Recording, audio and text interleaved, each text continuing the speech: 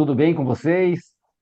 Nós vamos agora fazer mais uma entrevista aqui desse nosso objetivo de divulgar ainda mais o livro e muito mais do que isso, trazer você para um debate aqui conosco, aqui entrevistando os autores, ou seja, entrevistando as pessoas que fizeram o artigo e que estão lá e convivem e vivem a saúde suplementar, né? Então, o livro, O Aprimoramento do Ecossistema de Saúde Brasileiro, ele traz essas questões que são bastante importantes aqui para o setor, que é o futuro da saúde no Brasil.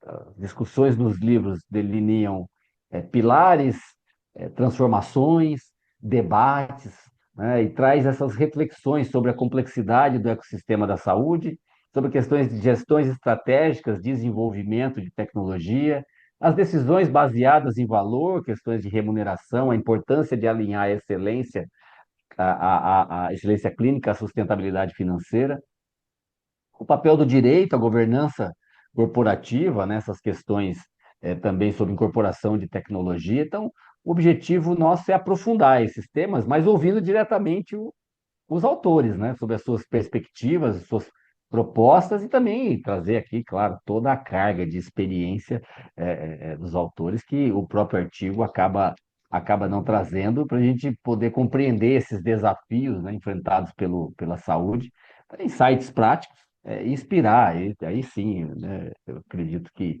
o grande objetivo nosso é inspirar mudanças, compartilhar essas visões que engajem gestores, que engajem legisladores, profissionais de saúde. Esse é o nosso objetivo e hoje está aqui conosco Adriano Londres. Adriano, meu caro, muito obrigado pela sua gentileza de ter vindo, pela sua gentileza de escrever nesse livro do M3BS aqui, viu? Seja bem-vindo. Rogério, eu aproveito para agradecer aqui em público o convite que me foi feito. Foi durante o evento da Unidas, eu não me lembro que ano foi, eu sei que foi em Santa Catarina. Você me convidou, eu prontamente aceitei, me senti honrado. Agradeço a você e os demais sócios da M3BS Advogados. E dizer que achei uma iniciativa muito bacana, porque não deixa de ser uma doação, né? Uma doação com um olhar, uma proposta sistêmica, né?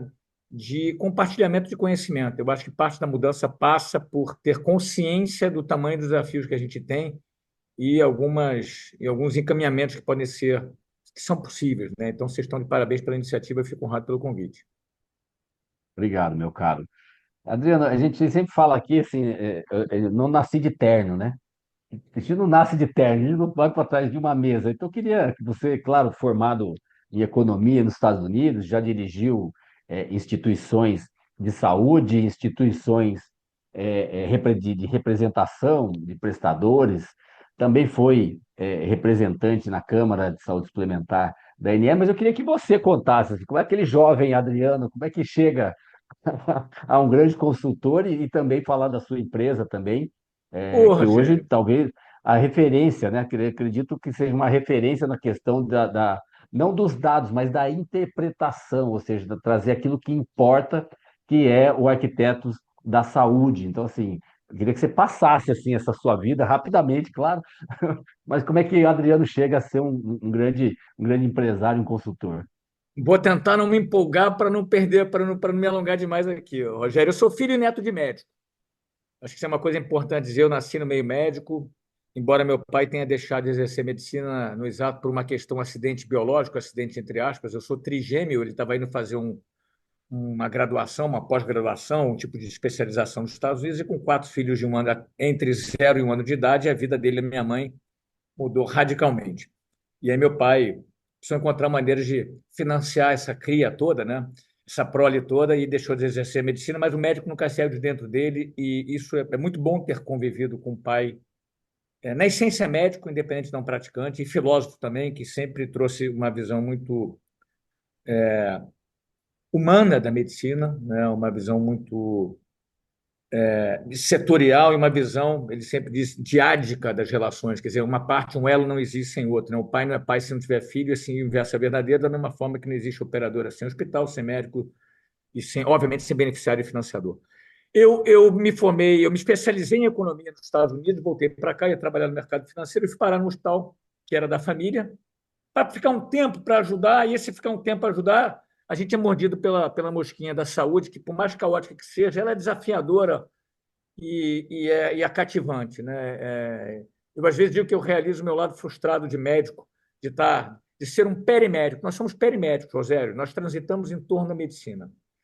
E aí eu trabalhei no Hospital da Família, em determinado momento, cometi uma loucura de aceitar presidir o Sindicato de Hospitais do Rio de Janeiro, eu tinha 29 anos de idade, 1999, lei é de 98, a ANS 99, então naquela grande mudança, né, no início da regulação, momento riquíssimo. Dali participei da fundação da ANAP, participei da Câmara de Saúde Suplementar, que você comentou, RN 42, de contratualização de plano de saúde, Januário era o presidente, estava lá no, acho que era 2003, etc. Mas a minha vida, ela terminou vamos dizer assim, três vertentes. Né? Trabalhar em instituições de saúde privadas, com fins lucrativos familiares, sem fins lucrativos, em São Paulo, que foi o Hospital do Coração. Eu fui alternando a minha vida profissional. Entidade de classe, já comentei aqui o Sindicato de Hospitais, participei da fundação da ANAP, fui o primeiro presidente da Associação Nacional de Administradores de Benefícios da ANAP, fiquei lá por um ano, participei da Câmara de Saúde, como você comentou, Saúde Suplementar, que foi uma experiência riquíssima. E depois, em determinado momento, eu cometi a loucura, no bom sentido, de me tornar candidato. Eu estava na política setorial, passo que se esperava era, poxa, precisamos ter um representante da saúde suplementar no Congresso Nacional. E eu cometi a segunda loucura, a primeira foi sindicato, a segunda foi me candidatar, não me elegi, mas foi uma experiência humana e de vida riquíssima. Fiquei em nono numa coligação de 90 e poucos. E ali eu falei, o que eu vou fazer na minha vida? E aí eu decidi, depois de uma reflexão com papel, com guardanapo, tentando entender onde é que eu estava, 4 filhos, né? Eu falei, o que eu vou fazer da minha vida? Então, eu tinha ganho eleição, não queria voltar para onde eu estava. Eu falei, eu só conheço de saúde, passei a conhecer muita gente, eu quero agregar valor e eu quero agir de maneira ética. E aí sobraram 2 oportunidades e eu, então, me tornei sócio de uma corretora que foi comprada pela Qualicorp, e lá fiquei por 2 oportunidades. Em 2016 eu fiz, mas isso tudo foi meio, eu não estou contando a linha cronológica para não ficar longo demais, mas foi Claro. consultoria barra corretagem, hospitais e entidades de classe. Em 2016, eu estava numa grande reflexão da vida, a gente vai chegando perto dos 50, não estava lá, falei, eu não estou vivendo a vida que eu acredito. Confúcio diz que todos temos 2 vidas, Rogério. A segunda começa quando a gente se dá conta que só tem uma. Eu estava nessa fase. Já há muito tempo, mas eu estava incomodado com essa fase. Falei, pelo amor de Deus. E aí dei uma guinada na minha vida, falei, vou parar, vou olhar para dentro, vou ter tempo para só olhar para dentro, e foi aí que surgiu a ideia de montar Arquitetos da Saúde, com o Feitosa, que é meu sócio atuário, não de fato, mas na prática, e o objetivo era de como é que a gente ajuda quem paga a conta desse setor a se empoderar para o bem do setor, para transformar o que é um setor no sistema, para nos cobrar relações de valor. É surreal pensar que quem financia 70% da saúde suplementar não tem sequer uma representação setorial organizada. Ele não tem, a cadeia inteira tem. Você tem FenaSaúde, ANAP, FBH, você tem Interfarma da indústria farmacêutica, FenaCor do corretor, Unidas abrange, FenaSaúde, a Unimed das operadoras, e aí vai. Quem representa o contratante de plano de saúde? Ninguém. Mas voltando, isso é uma reflexão, já estou cometendo aqui um desvio no que você me pediu. E aí montamos Arquitetos da Saúde para ajudar com esse objetivo. Como é que a gente ajuda o contratante de plano de saúde a se empoderar? Com um olhar isento, transparente e técnico. O nosso quadrado, Rogério, ele é pequeno. A gente não quer fazer tudo de tudo. A gente sabe onde a gente pode fazer aquilo que a gente sabe fazer bem, que é trazer um olhar técnico, estratégico sobre custos, identificando quais são as oportunidades que a empresa tem, além de capacitá-la a ter um outro nível de relação com o mercado. É uma construção, é um trabalho de formiguinha. Né? Então, foi por esse motivo que a gente montou o Arquitetos da Saúde, que, como diz o nome, meu sócio uma vez disse no almoço, ele estava fazendo uma obra em casa. Tem gente que acha que esse nome passou por branding. Não tem nada disso, Rogério. Era um almoço, eu e ele, né? Eu destruo toda a magia. Ele já fala, Adriano, deixa o pessoal. Não, deixa eu dizer. E aí a gente estava almoçando, ele falou, estou fazendo uma obra em casa, a gente precisa ser como um arquiteto, a gente realiza projetos de acordo com sonhos e com orçamentos. Eu falei, você acabou de dar o nome da empresa. E Legal. foi daí que surgiu o nome, esse é o objetivo. Acaba que hoje a gente trabalha para a cadeia inteira, sabe, Rogério? A cadeia nos vê como a gente trabalha muito dado, você tocou nesse ponto, só para concluir. A gente procura trazer um tempero, um olhar técnico, um olhar consultivo, um olhar interpretativo sobre o dado. Porque o dado está lá, né? Mas o que que o dado diz? E a gente faz como vocês fazem, fizeram com o livro, estão fazendo com o livro.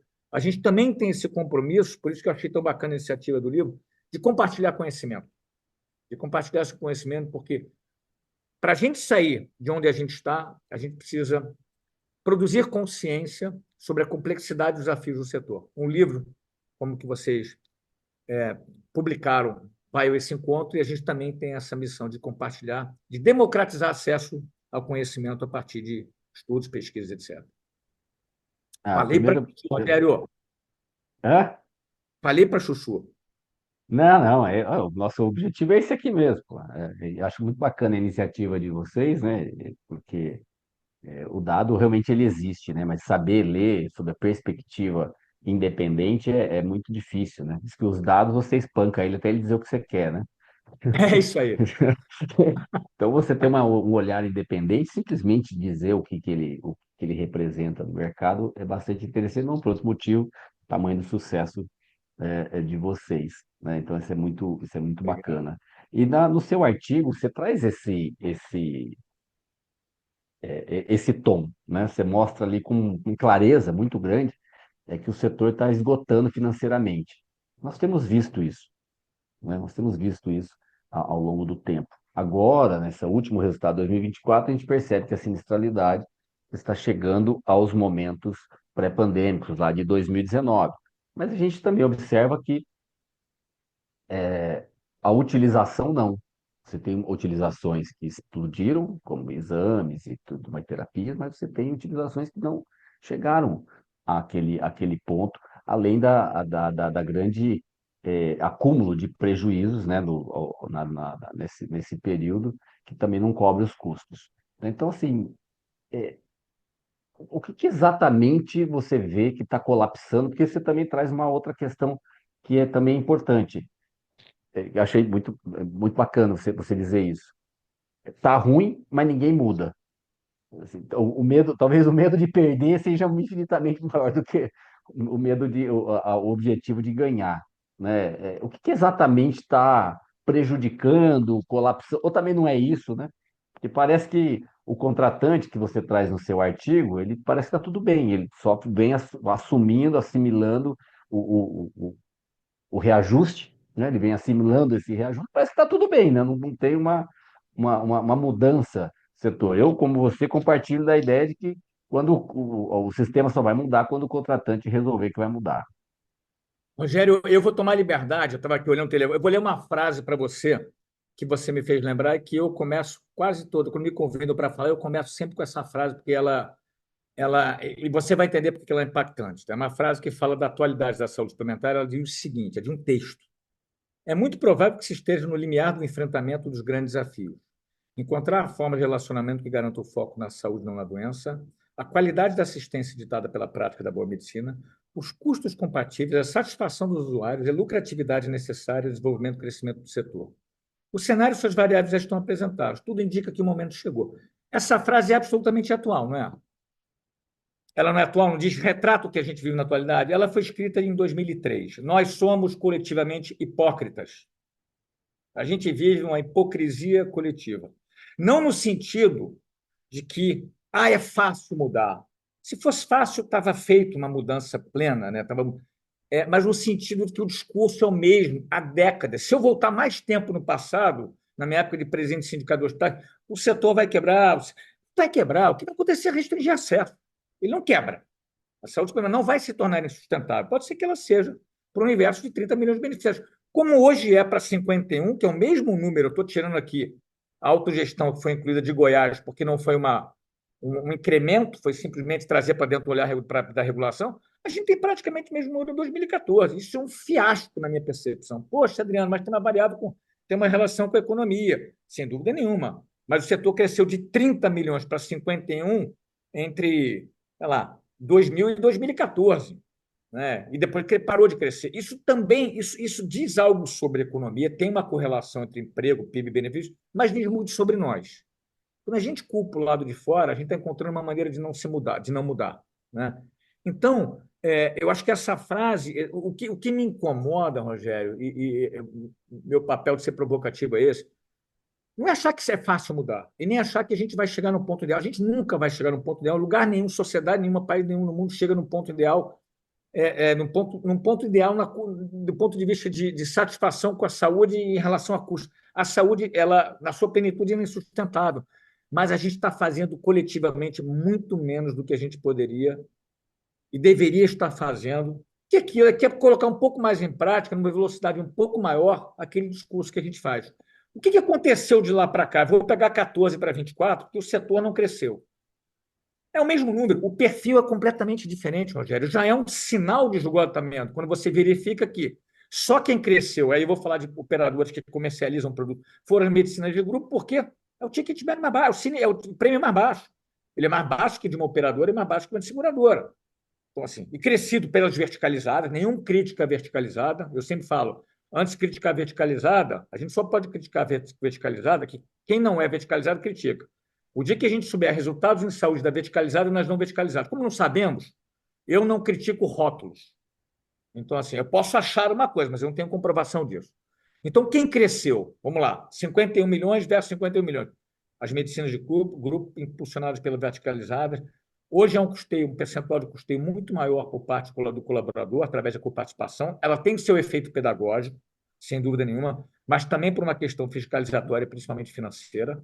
Hoje, planos que são operadora que não comercializa mais planos sem coparticipação. Eu sou favorável, só estou dizendo que foi uma medida utilizada por empresas para atenuar o aumento de custos ao longo desses 10 anos que a gente não cresceu. Aumentou a coparticipação, aumentou o plano regional, aumentou o produto enfermaria, aumentou a modalidade operadora com ticket mais baixo. Então, a gente vem achatando, entre aspas, o perfil do beneficiário. Não adianta, a pirâmide é do mesmo tamanho, só que é como se ela tivesse mais achatada na minha percepção. E agora vem uma discussão que é mais uma ação que, na minha visão, traz um pouco do que a gente vem fazendo, que é o racionamento da saúde, não a racionalização. E é impor, né, medidas que tragam talvez ganhos de curto prazo, mas será que eles são tão. Essa redução está acontecendo, essa melhoria está acontecendo por maior eficiência nossa ou por jogar no colo um do outro, né, por um ganha-pet, que é a discussão do plano ambulatorial que está lá na agência. Você não me perguntou, mas eu vou é só porque está dentro desse racional do racionamento. Eu sou favorável a ele, que se faça como está sendo colocado, através do sandbox regulatório. A gente precisa entender, com muita humildade e tranquilidade, que a segmentação que nós colocamos, que é uma conquista na prateleira, não está cabendo no bolso dos brasileiros. Em parte pela nossa incapacidade coletiva de cuidar de uma maneira mais adequada e, com isso, ter custos mais compatíveis. Saúde nunca será barata. Não é isso que eu estou dizendo. Nunca vai ser um céu de brigadeiro. Mas a gente podia ser mais eficiente do que a gente é. Aí surge essa alternativa, uma vez que já tem gente comprando alguma cobertura que não é essa que está na segmentação lá fora.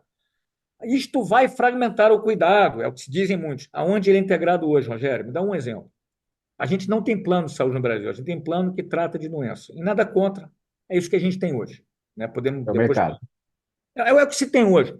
Então, eu particularmente acho que, em relação a esse tema específico, só para concluir, a gente precisa pensar com a cabeça do porteiro da empregada doméstica que gostaria de ter alguma cobertura baixa, debaixo do guarda-chuva regulatório e que hoje não tem.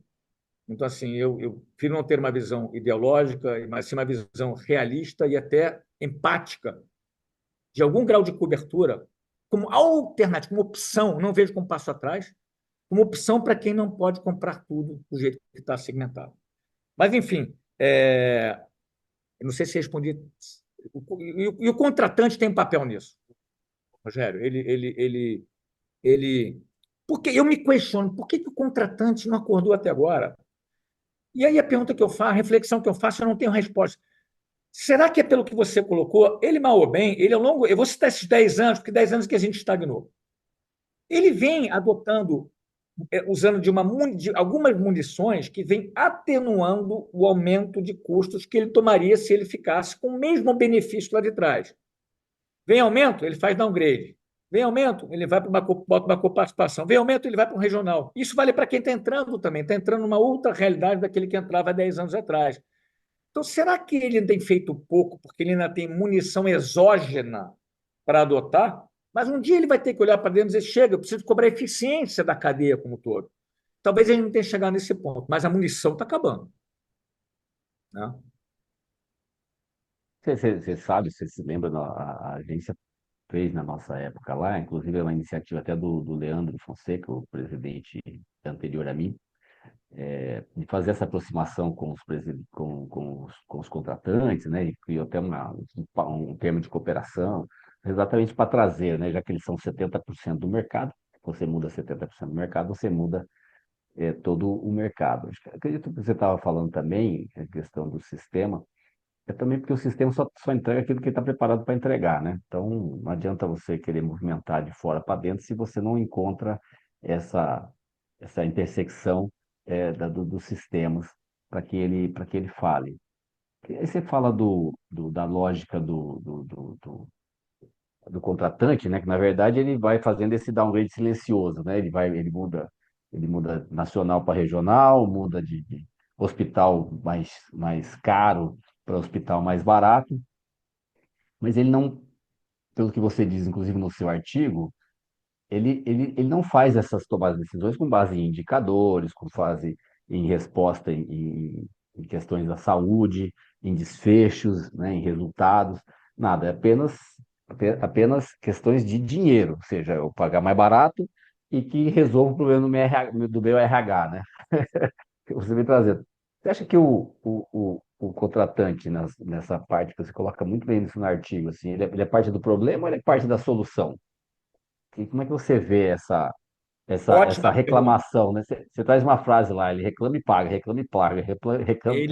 reclama e paga, né? meu pai diz que quando a gente não quer resolver um problema, a melhor coisa a fazer é se colocar como vítima. Ele é parte do problema, porque ele. E eu não estou dizendo que o contratante se empoderar é uma bala de prata, tá, Rogério? Mas assim, se tem algo que pode mexer um pouco mais o ponteiro numa direção diferente, se você dissesse, escolhe uma ação. Adriano, você tem uma munição para dizer onde é que você colocaria as suas expectativas para mexer o ponteiro da saúde suplementar, organização setorial do contratante. Eu diria isso. Então, ele é parte do problema porque ele não tem essa visão, é óbvio que tem exceções, da importância de ele se organizar setorialmente, não é para se fazer disso uma guerra, fazer disso uma, uma, uma, uma onda de cobrança de eficiência. Ele não tem. Então, hoje tem movimentos isolados, a gente conhece, você conhece, a gente conhece 5, 6 casos no Brasil que são cases de absoluto sucesso, mas a gente não vê uma organização setorial para que o contratante, o financiador, e é óbvio que nesse caso a gente está falando muito mais do médio para o grande, se ele agir, o pequeno é beneficiado, se ele puxar essa onda de eficiência, né, de cobrança de eficiência, todo mundo ganha. Por exemplo, o que ele poderia estar fazendo uma. E a ANS abriu as portas, tem lá no portal do contratante.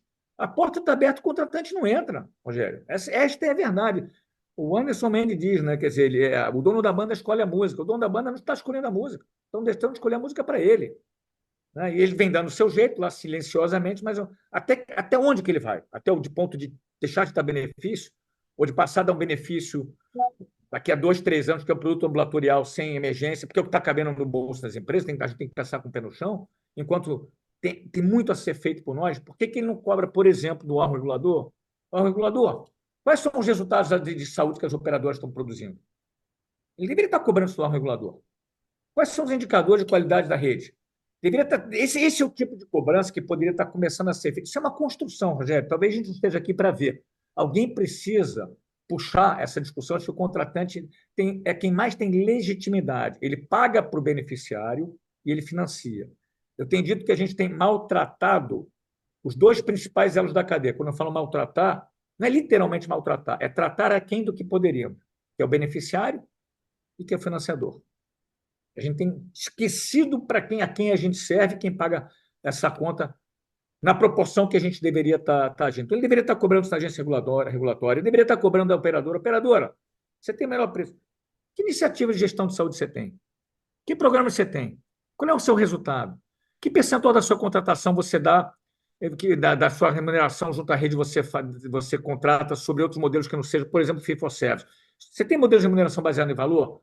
Quais são os seus resultados em saúde? Né? Quais são os seus programas em saúde? O que você tem? Qual é o seu ideia? Rogério, tem dados que já estão disponíveis, aí tem um desafio de contar para a sociedade. Promoprev, IDSS, tem uma série de certificadora, operadora certificadas, hospitais acreditados, tem um desafio de letramento da sociedade. É óbvio que preço é absolutamente fundamental, mas preço é o que você paga, valor é o que você leva. Então, só olhar preço é o que a gente tem hoje para avaliar. É o que o contratante tem hoje para avaliar é preço. Nesse ponto, a culpa não é dele. Agora, ele tem que cobrar outras informações, que uma parte está disponível e outra parte precisa ser construída, para que ele possa fazer melhores escolhas. Por exemplo, tem lá uma operadora que ele está olhando o preço dela está mais barato. Exemplo simplório. Simplório.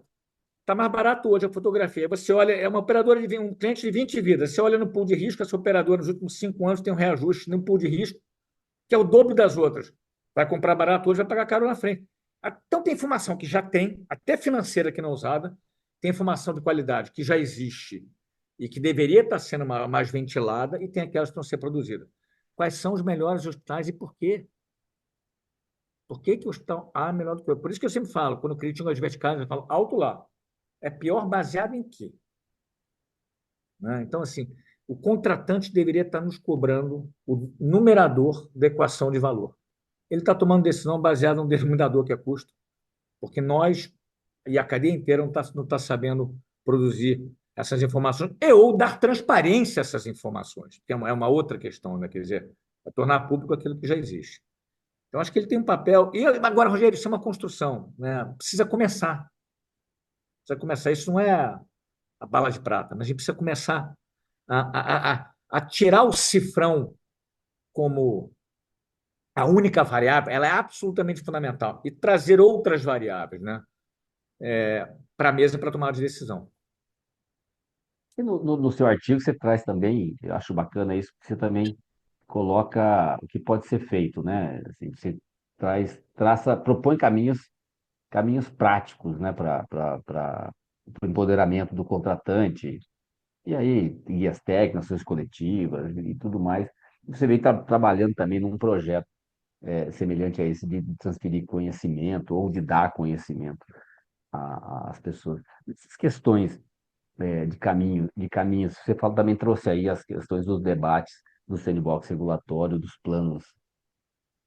planos de saúde, consultas e exames, né? E aí eu fico pensando, hoje tendo esse plano de consulta e exame, você tem a telesaúde, telemedicina, teleorientação, as teles, né? As teles, você tem um país onde as pessoas se automedicam, acho que um dos maiores países do mundo em que as pessoas se automedicam, e tendo a tele. Como é que você vê esse encaminhamento? Como é que você vê esse futuro, né? Assim, qual que é o futuro da saúde?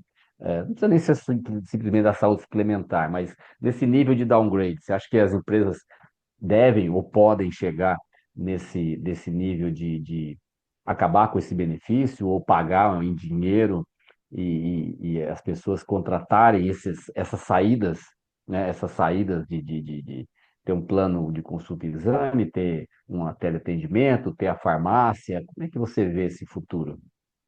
Eu acho o seguinte, Rogério, a gente já está convivendo com esses dois mundos. A gente está convivendo com um mundo onde a saúde suplementar, voltando 10 anos no tempo, ela não cresce e ela mudou o perfil de seus beneficiários.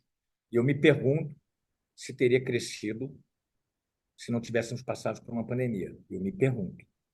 Até porque quem foi a alavanca de crescimento pós-pandemia foram as pequenas empresas, não foram as grandes empresas. O tamanho do esforço é enorme. Empresas de 1 a 5 vidas e de 1 a 29 vidas. A alavanca de crescimento pós-pandemia se deu nesse segmento, que fez um esforço enorme para ter uma cobertura de plano de saúde, uma vez, imagino eu, que. Então, assim, não foi por competência nossa. Eu diria que esse crescimento, em parte, se deu por medo. Minha percepção. E muitos idosos entrando, né? Muitos Muitos idosos entrando. idosos não, mais velhos, né? As Mais, pessoas, entrando, assim, né? assim então, assim, não foi por uma competência nossa de fazer com que se tornasse mais acessível, foi por receio de ficar sem um plano de saúde, e aí é a visão dessas pessoas que entraram, imagino eu, numa eventual uma catástrofe, né? Qual foi o benefício de ter um plano de saúde ou de passar a ter no advento daquilo que a gente viveu? Então, a gente já vive um pouco dos dois mundos, quer dizer, um mundo em que a gente vem, a gente nem não vem entregando uma eficiência, eu vou dizer, sistêmica. Óbvio que você tem casos fantásticos de ganho de eficiência individual. Eu estou sempre trazendo um olhar coletivo, tá, Rogério? Nunca trazendo um olhar individual. Ah, Né? O olhar, eu estou trazendo uma visão de floresta. Tem árvores que vão bem, mas se está pegando fogo ali perto de você, é capaz de chegar em você. Não adianta você ser uma árvore frutífera. Você tem que ter um olhar sobre todo. E, de outro lado, a gente vê o surgimento, e surge caoticamente, dessas alternativas, e seja de teleatendimento, que tem o seu benefício astronômico. Imagina nos vazios assistenciais do Brasil afora. É a solução.